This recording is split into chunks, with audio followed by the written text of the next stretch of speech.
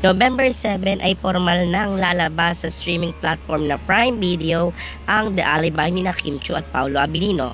Makakasama nila si Mr. John Arcilla na isa sa pinakamagaling na aktor sa ating bansa. At ito naging komento ni Mr. Arcilla sa Kim Pao. Sabi niya, I'm so proud to be part of this cast kasi sobrang nai-inlove ako sa cast, especially sa Kim Pao. Sila yung isa sa pinaka down-to-earth na stars na nakatrabaho ko bilang artista. Ang mga direktor naman ng nasabing serye ay maganda rin ang binitawang mga salita at komento tungkol kina Kim Chiu at Paolo Abilino, at ito nga ang sinabi ni Direk Onat Diaz.